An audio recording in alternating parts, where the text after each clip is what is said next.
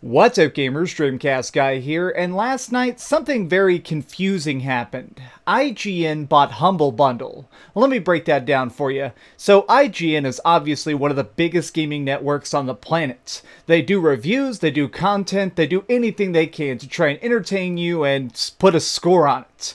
Humble Bundle, on the other hand, is a publisher that makes games and also does all sorts of special deals that help out charity, where you can just pay like $1 or $5 for a game that's on sale and they'll donate all that proceeds to some sort of thing that's helping the world.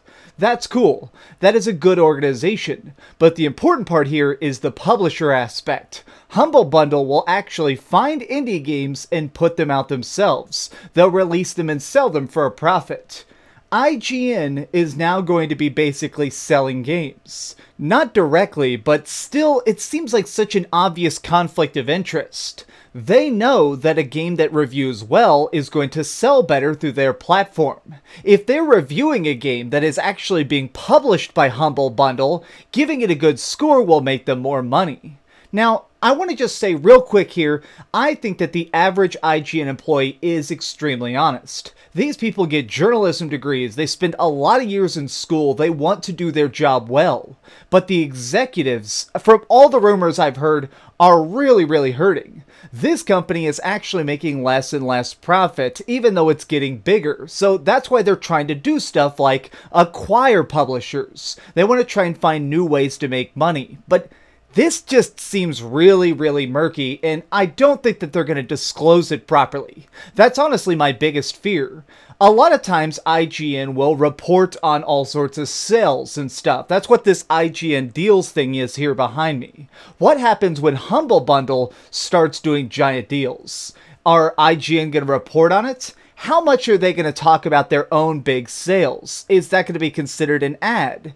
It's all part of the same umbrella. Well, they know that you are basically being advertised to with this article. The reason this personally really rubs me the wrong way is that for 7 years I worked for a bookstore. It's a big book company, and honestly, it was easily one of the best jobs I ever had in my life. I climbed the ladder, I managed stores, I did everything I could because I believed in this company. And what was always so interesting is that they were obsessed with being fair. At all times, they actually made me sign a contract that said I would never appear on camera wearing one of their shirts. They didn't want me to accidentally advertise for them indirectly. And they also made it where I would never ever work with video games in their stores. Because while it was a bookstore, they also in the back had a little video game section. And they thought that it wouldn't be fair to customers if I was shelving games, pricing games, and then in my free time, talking about and reviewing games. They thought that that would be a little bit dishonest to the customer base because they wouldn't know that about one of their employees.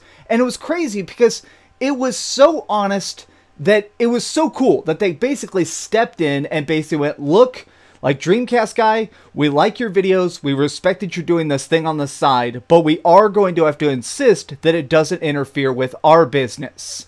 That's so cool. And I feel like we can't exactly trust IGN to do something that crazy. I don't think that IGN is cool about just basically refusing to talk about Humble Bundle. And personally, I think that's how far they would have to go to stay honest. I think that they would have to have a new rule where they just can't talk about Humble Bundle. That, in my opinion, is the only way that they could properly disclose it, is to avoid talking about it.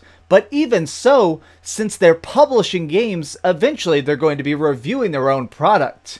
You know, I'm dreaming about making a game myself someday. I really want to, and I have a lot of ideas and art and stuff, but when I make it, I've kind of thought about the fact that I can't really talk about it. You guys see me as a reviewer. I consider myself first and foremost a games reviewer, and I try and be as neutral as possible.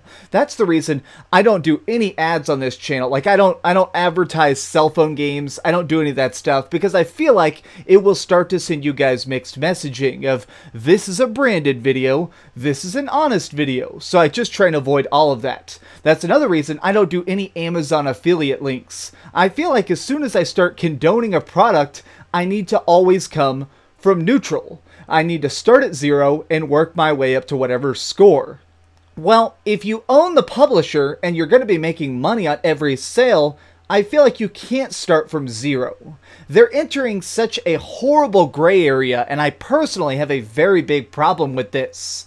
I trust IGN in a way, but it's hard to trust somebody when there's hundreds of millions of dollars on the line. Humble Bundle is a company that manages to donate a lot to charity and do a lot of great stuff. They help a lot of people eat and live. Putting IGN in control of that is a lot of responsibility, and I really worry about the fact that they're going to try and change the business. They're not just going to be this nice overlord overlooking it. They're going to stick their fingers in there and start dictating what goes on sale and maybe even coordinate it with their reviews. Like this next week, we're getting South Park: The Fractured But Whole. What happens if all of a sudden, to coincide with that, they do a big deal on The Stick of Truth on Humble Bundle, and at the same time, they just happen to mention it in any one of the hundreds of IGN videos? It seems like we're really starting to cross our streams. Your money is going into your objectivity, and you just can't be as pure in that scenario. Now, clearly, I'm coming at this from a very biased perspective. I want this industry to be as neutral as I consider myself to be. I want everybody to review every game in the best way possible. And the more money that's on the line, the harder it is to be neutral. But what are your thoughts on this? Let me know in the comments down below if you think that this is dirty or if this should even be allowed. If you enjoyed this video, please give it a like, share with your friends, and subscribe if you haven't already. But do me the biggest favor of all and keep dreaming. Alright, now be sure to buy your upcoming loot boxes, the DreamcastGuy loot boxes. I'm joking, I will never do anything like that. See, stuff like that just seems screwed up in my opinion. I don't have a problem with other YouTubers doing it, but personally, as somebody whose main bread and butter is reviewing games, I don't know. It all seems really, honestly, fucked. Oh, hi. I'm just working on the next video. If you want to see what it is, go ahead and click this button and you can subscribe. Also, if you click these video links, you can see my latest review and my latest top 10. Now I'm just going to sit here for a minute and wait for you to subscribe. Oh, I guess I could put on these giant glasses. I literally found these on a roller coaster.